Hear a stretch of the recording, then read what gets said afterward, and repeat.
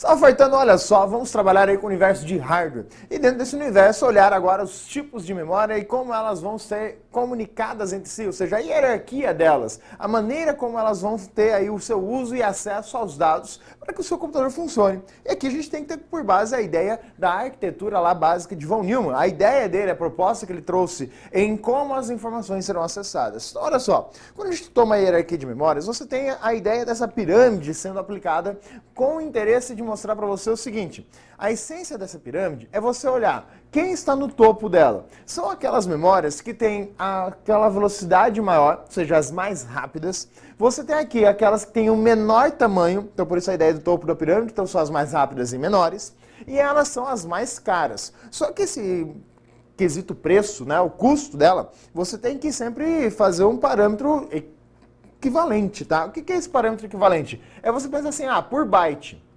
Qual que é o preço por byte de unidade de desenvolvimento, criação dessa memória? Então, na hora de conceber ela. Por quê? Se você for pegar armazenamento, você vai falar aqui na casa dos gigabytes, terabytes, enquanto que nos registradores você tem estruturas extremamente pequenas. E aí, se você for pegar direto o custo, você vai falar, é bem mais barato o registrador do que um HD. Sim, mas se você for fazer a divisão por byte, você vai ver que o preço de um registrador, o preço para fabricar a memória cache é muito mais alto. Então, você tem que sempre pegar uma unidade normalizadora aqui, no caso, byte, megabyte, kbytes. Isso vai vendo de acordo com o cenário que você vai trabalhar, depois a gente vai falar mais disso. Então, no topo estão as mais rápidas, menores, menor tamanho, e as mais caras. E na base, são as mais lentas, são aquelas que têm maior capacidade. Cuidado que aqui a ideia de armazenamento ainda tem que ter muito cuidado, que são as mais baratas que vão ser apresentadas ali nesse aspecto. Outro detalhe que a gente pode usar aqui para dividir, é que daqui para baixo, ou seja, daqui para baixo você tem as memórias de armazenamento, ou seja, daqui para baixo você tem aquelas memórias ditas não voláteis. Então, daqui para baixo é não volátil. E você tem aqui para cima, portanto, aquelas que são voláteis. Ou seja, aquelas que quando você desligar, vão perder as informações de dentro delas. Então, você tem aí informações que vão ser utilizadas em tempo de processamento dentro dessa estrutura. Então, legal, o que é volátil, o que não é volátil, dá ideia. A essência aqui é justamente você pensar em níveis. A memória cache mesmo, ela também tem essa divisão em níveis. Vamos entender um pouquinho melhor esse cenário.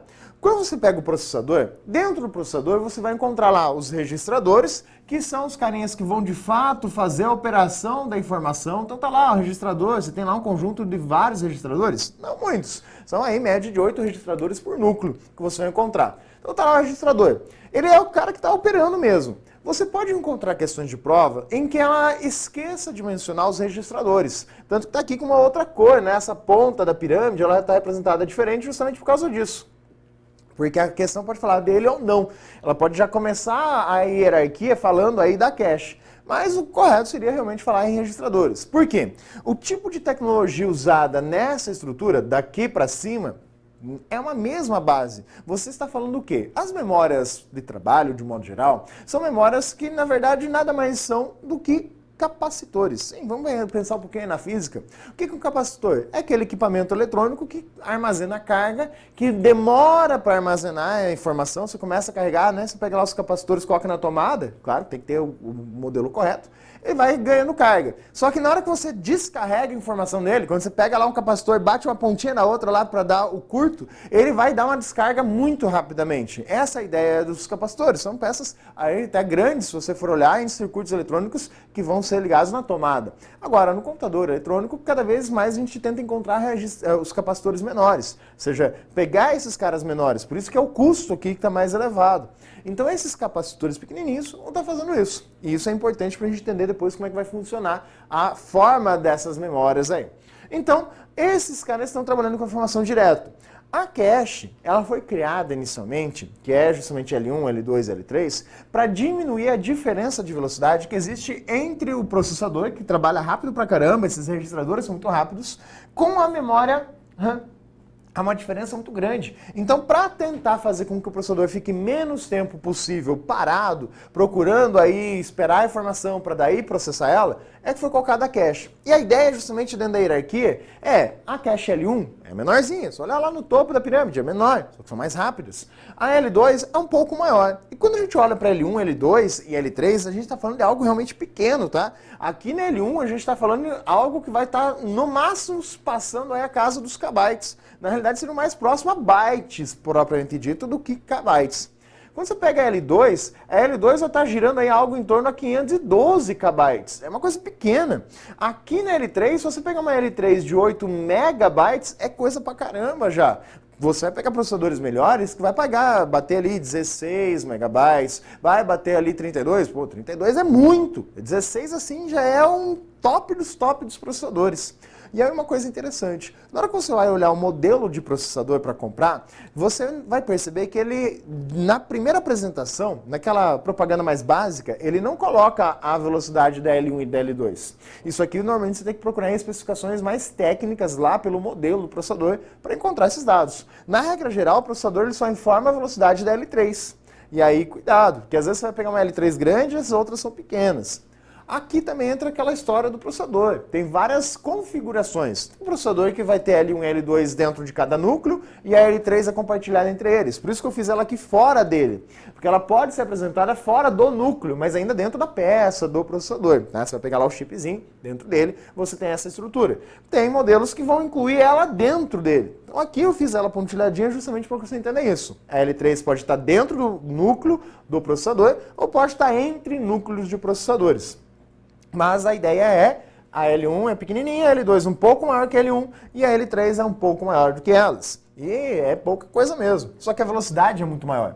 Qual que é a lógica de trabalho? O processador precisa funcionar, processar, calcular os dados. Ele vai buscar informação naquele dispositivo mais rápido próximo a ele, que é a L1. Se ele não encontrar informação dentro da L1, ele vai procurar informação dentro da L2. Se ele não encontrar na L2, ele vai procurar na L3. Se ele não encontrar na L3, ele vai procurar informação dentro da memória RAM. E aí, quando a gente chega na memória RAM, a gente já está falando na casa dos gigabytes de armazenamento. Só que cuidado com a palavra armazenamento. É temporário, porque ela é volátil ainda. Então você pensa lá na memória RAM como um conjunto de gavetinhas. A L1, L2 e L3 também, só que são gaveteiros menores. E que a gaveta funciona melhor. A RAM tem ali as gavetinhas bonitinhas, onde você vai ter a informação. A memória RAM, a gente vai olhar ela como memória de trabalho. E aí vamos entender como que ela funciona. Por quê? A arquitetura básica de von Neumann, ela vai falar justamente o seguinte, que o processador vai buscar informação na memória RAM. Só que, observe, eu disse para você que as memórias cache, L1, L2, os níveis de memória cache, servem para diminuir a diferença de velocidade. Ou seja, elas foram colocadas no meio. Lá quando o von Neumann criou a ideia, ele não tinha falado na memória cache ainda. Por isso que ela pode ser ignorada em alguns cenários. Se pensar no básico mesmo, que é do processador e conversar com a RAM. Mas eu tenho a estrutura da cache para diminuir essa diferença. Agora, olha aqui do lado o HD. Então, vou até colocar essa nomenclatura aqui, ó, coloquei aqui, mas só para ficar mais enfático, esse aqui é o nosso HD bonitinho. Em termos de armazenamento, é o cara que está lá na base da pirâmide. É o dispositivo mais lento que você vai ter dentro do seu computador. Aí aqui você vai estar trabalhando hoje um HD na casa dos terabytes. Vai demorar um pouquinho para a gente romper no universo doméstico do terabyte para o petabyte. Por quê? Você precisa 1000 vezes, 1024 vezes esse cara para ir para o terabyte. Então, para o petabyte. O que acontece é esse rompimento que cada vez mais vai demorando nessa escala de fatores. Ok, mas no universo de servidores isso aqui já passou longe dos petabytes. Então, a ideia é, tem um HD, um dispositivo de armazenamento. Depois a gente vai falar em tecnologia, forma como que ele é utilizado. Mas é um dispositivo de armazenamento. Esse dispositivo, ele é um dispositivo perene. A ideia é que os dados estão guardados ali de forma não volátil. Eu desligo o computador, os dados permanecem armazenados dentro do HD. Legal. Agora, o que acontece quando você abre um programa, por exemplo? O programa, ele está instalado no teu computador. Então, quando você instala, você está escrevendo os dados do programa lá dentro do HD. Instalei ele. Desliga o computador, ele vai continuar ali, salvo no seu computador. Quando você liga o computador e abre aquele programa, o simples fato até de ligar o computador, que é pegar o sistema operacional, que nada mais é do que um programa também, eu vou pegar esse sistema daqui, vou ler ele do HD. E eu vou carregar ele onde? Eu vou pegar essas informações e vou carregar elas dentro da memória RAM. Aquilo que eu preciso. Eu não vou precisar pegar tudo do programa. ou todos os programas. Eu só vou pegar aqueles que eu abri. Então, quando você clica ali para abrir o Word, por exemplo, você vai falar, legal, quero usar o Word. Então, quais dados do Word serão necessários? Eu vou pegar aqui aqueles necessários para fazer o programa funcionar. Aí, de repente, você fala, eu também estou abrindo um arquivo do Word. Então, também tem que buscar as informações a respeito daquele arquivo do Word e trazer para dentro da memória RAM. Então, a ideia de abrir um programa é você ler do HD e trazer para dentro da memória RAM. Isso aqui é simplesmente um processo em que você fez o quê? O abrir. É você ler do HD. Então, abrir o programa. Abrir o programinha vai trazer a informação para cá. Beleza. Enquanto o programa está sendo executado, as informações estão aqui. Lembra que o processador busca informação dentro da memória RAM. Então, a informação que está sendo processada, os dados que estou utilizando estão na memória RAM. O HD eu só guardei a informação lá para depois acessar futuramente. Li a informação, trouxe para cá e estou trabalhando com ela. Então, a memória RAM é chamada memória principal, memória de trabalho, em razão disso, de estar com essas informações constantemente ali dentro. Legal. Só que isso aqui funciona de modo bonitinho. Só que os computadores, eles têm um problema. Eles têm um limite de memória RAM, que normalmente vai ser colocado ali como pente de memória, bonitinho, você tem fotos no material dela. A ideia aqui é, e se eu estou usando o computador e encher a minha memória RAM?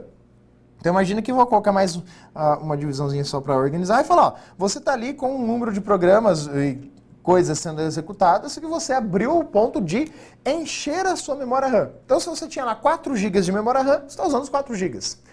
Uma forma de resolver isso e tornar o seu computador mais rápido é aumentar a quantidade de memórias? Cuidado com essa palavra mais rápido.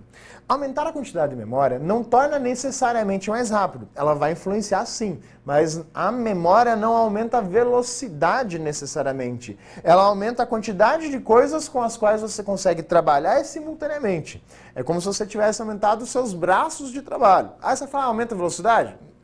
Se você pensar em tarefas sequenciais, eu tinha que fazer uma coisa, depois outra, porque eu não tinha espaço, ok. Posso dizer que melhorou o desempenho. Mas se eu falo que eram tarefas que já eram sequenciais, não muda nada. Então, o aspecto é que você tem que pensar.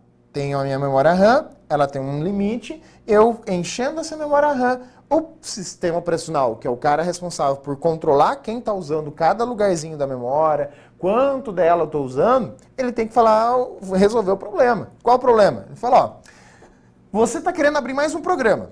O que é abrir um programa? Trazer para dentro da memória RAM. Só que eu não tenho onde colocar dentro da memória RAM. Então o que ele vai fazer? O sistema operacional, ele vai utilizar em outro artifício. Quem que é esse outro artifício? Ele vai usar um recurso, vou apagar aqui para você entender melhor o outro exemplo, chamado memória virtual. Quando a gente fala em memória virtual, simplesmente é um espaço do HD, então é um espaço no HD que vai ser utilizado. E esse espaço, ele é para gerenciar a falta de memória RAM. Pouca memória RAM que você tem. Para diminuir o uso disso aqui, é só aumentar a quantidade de memória. O que acontece? O HD é o dispositivo mais lento, é só olhar na hierarquia de memória, ele está lá no armazenamento. Então, eu quero usar ele cada vez menos possível. Usar mais a memória é mais interessante. Toda vez que eu depender do HD, vai demorar. Tanto que no seu gabinete, via de regra, você tem uma luzinha que fica acendendo. A luz acende toda vez que você tem um acesso ao HD mais intenso, ela vai ficar acendendo com mais frequência. Então, isso é relacionado ao acesso ao HD. Agora, quando você usa o Windows Linux, eles vão fazer o uso da mesma ideia, que é fazer essa gestão da memória virtual. O que muda? No Windows, a memória virtual é chamada de memória de paginação. E essa memória de paginação é o Windows que vai definir qual é o tamanho dela dentro do HD. Normalmente ele faz isso com base nas informações que ele associa do seu hardware, que ele levanta, que ele identifica do seu hardware. Ele fala, o usuário aqui tem tanto de memória RAM. Então eu acho interessante colocar esse espaço aqui reservado lá para fazer memória de paginação. O usuário não tem muito controle sobre isso e ele não deixa muito visível isso para o usuário também. Mas ele vai definir esse espaço aí. Então é a área da memória virtual. No Linux é um pouco mais controlável. No Linux essa área da memória virtual é chamada swap, também conhecida como área de troca pelos usuários. O que é essa área de troca? Simplesmente o usuário Linux, na hora que ele vai instalar o sistema Linux, ele pode ir lá e definir um pedaço do HD fisicamente, falar, esse pedaço físico do HD vai ser a minha memória de swap. E ele determina o tamanho. Você, como usuário, chega ali e fala, olha, eu tenho um computador com 4 GB de RAM, então eu vou colocar mais 4 GB na memória para swap. Beleza. Hoje, com 4 GB, você já tem aí 4 GB de swap bastante. Se você pegar ali um computador com 8 GB de memória RAM, você vai colocar quanto de swap? Menos do que 4 GB. Por quê? A ideia é, quanto mais memória RAM, menos você vai precisar usar a swap. E a tendência é essa. O Windows ele não respeita muito isso, porque o Windows faz do jeitinho dele. Então, como é que vai funcionar isso?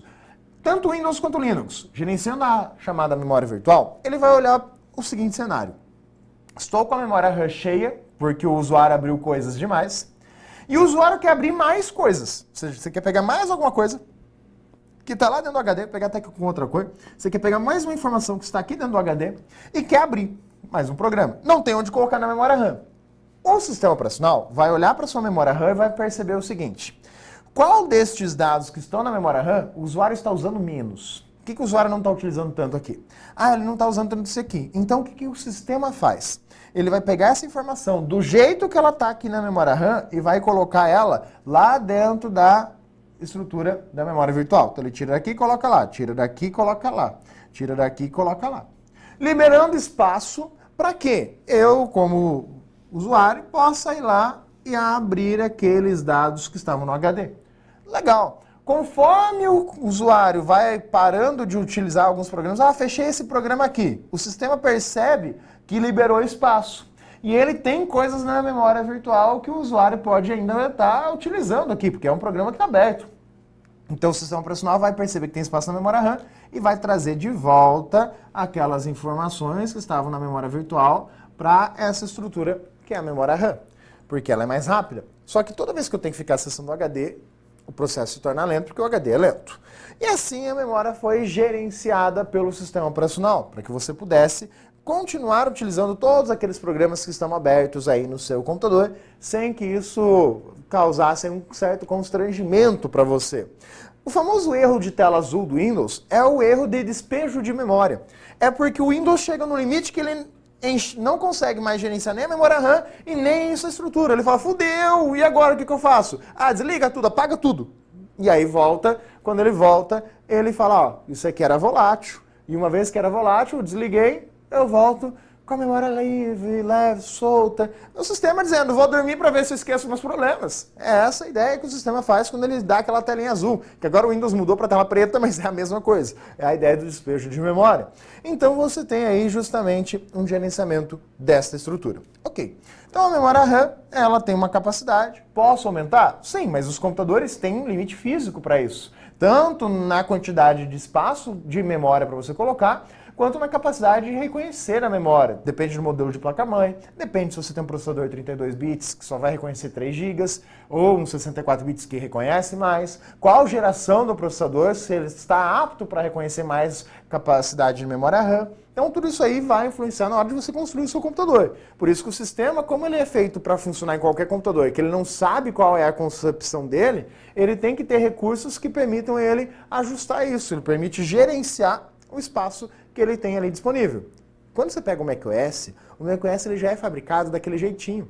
Você vai pegar o macOS, você não consegue, o MacBook, você não consegue aumentar a memória RAM dele.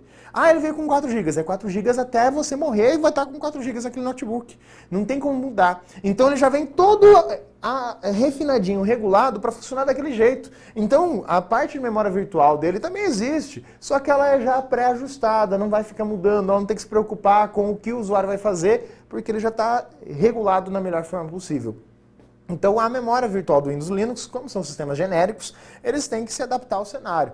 No caso do Linux, permite que o usuário faça isso. No caso do Windows, ele faz e o usuário que simplesmente usa e não precisa saber de nada.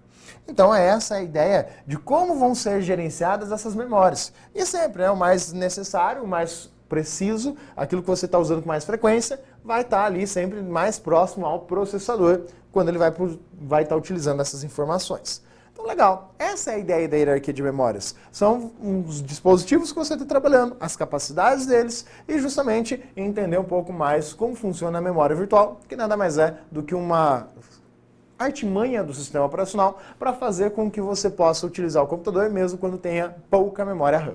Agora, entendendo algumas características que a gente falou aí da memória RAM especificamente. A memória RAM, ela tem como nome RAM. A sigla RAM significa Random Access Memory, ou, traduzindo, memória de acesso aleatório. Então, Random Access Memory, memória de acesso aleatório. Só que esse nome não diz muita coisa, tá? Porque existem outras memórias, como, por exemplo, a memória ROM, que também é de acesso aleatório. Só que o que muda de ROM para RAM? A memória RAM no seu nome não diz. A memória RAM ela é uma memória de leitura e escrita de dados. Ou seja, como a gente viu, ela vai estar sendo acessada, vou gravar, vou ler informações constantemente. Então ela é dita memória de leitura e escrita.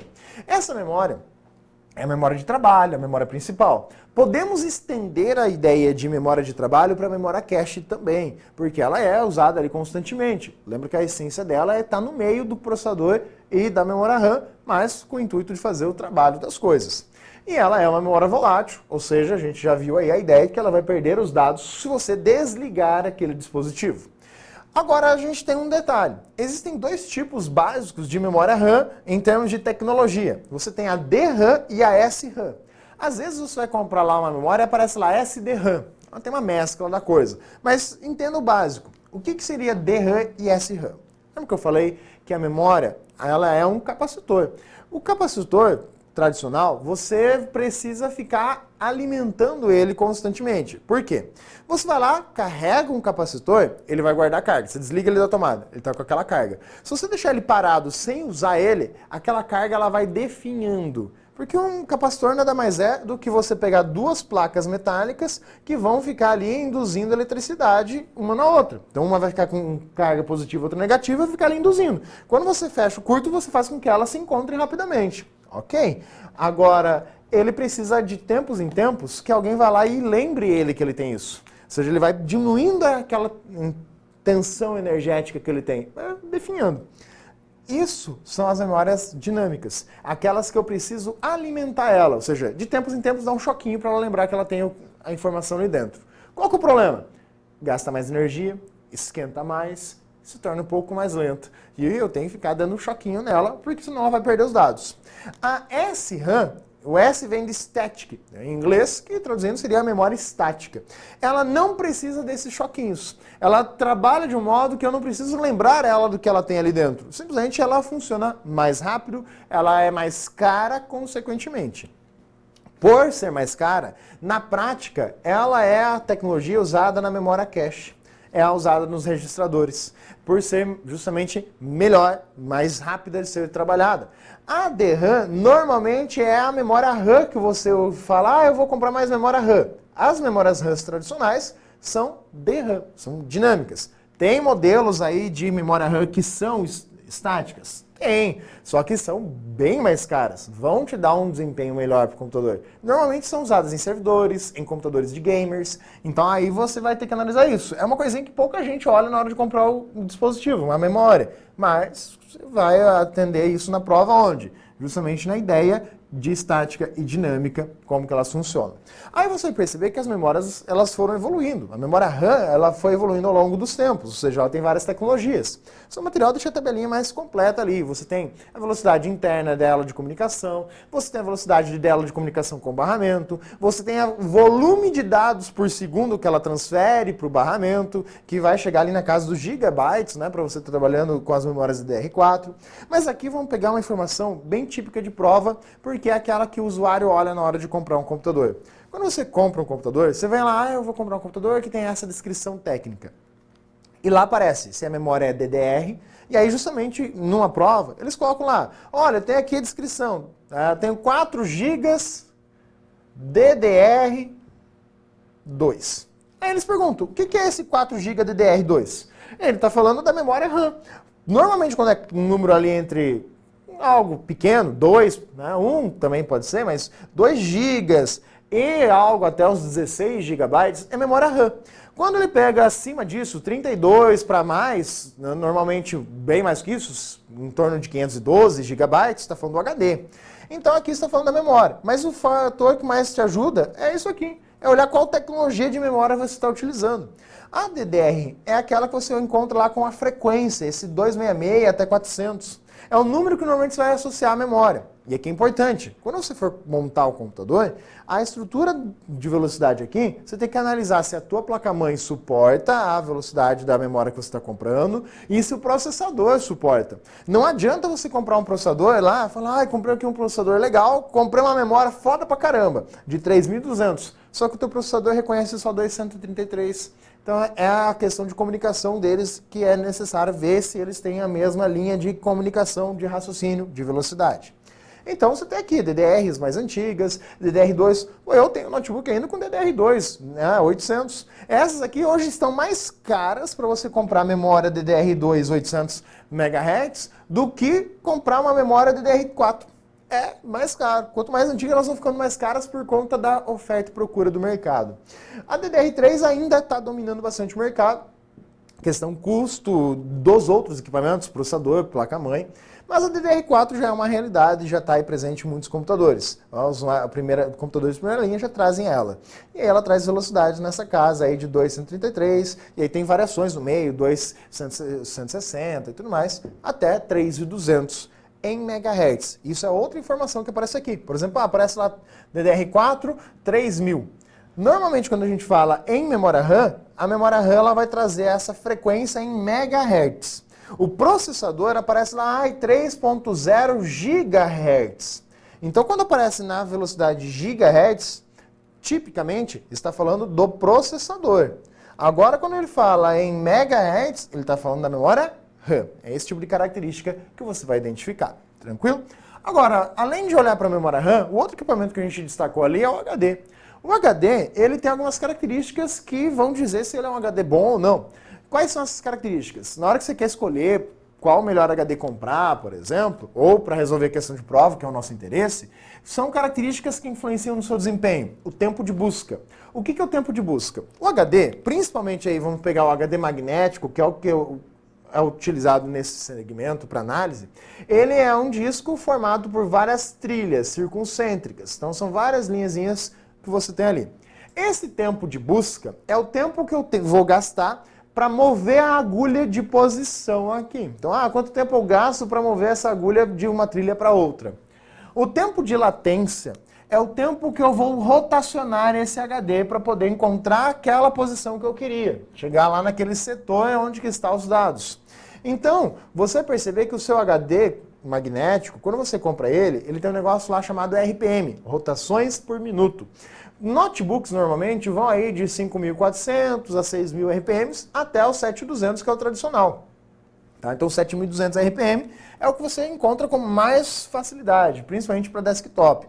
Tem mais rápidos? Tem, mas o mais tradicional é o 7.200. Então é o tempo é a velocidade que roda ele, não é necessariamente o tempo de latência. Uma coisa influencia na outra, sim.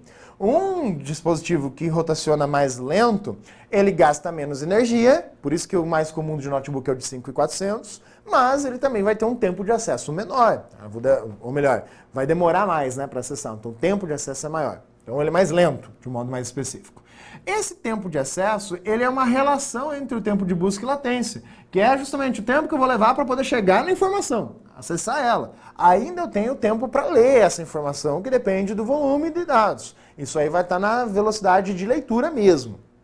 Aí você tem ainda a taxa de transferência, que é a velocidade com a qual eu consigo pegar os dados do HD e mandar para outro dispositivo, no caso a memória RAM. E ainda você mensura a vida útil. A vida útil é uma característica importante na hora que você faz a comparação entre dois tipos de dispositivos. Entre os dispositivos magnéticos, que é esse que a gente exemplificou aqui, onde que essas medidas são mais empregadas, e o elétrico. O que o elétrico ganha em relação aos outros? Ou seja, o HD SSD ele tem de vantagem sobre o magnético. É justamente isso. Ele quase não tem tempo de busca e latência. Eles são muito pequenos comparado do HD magnético.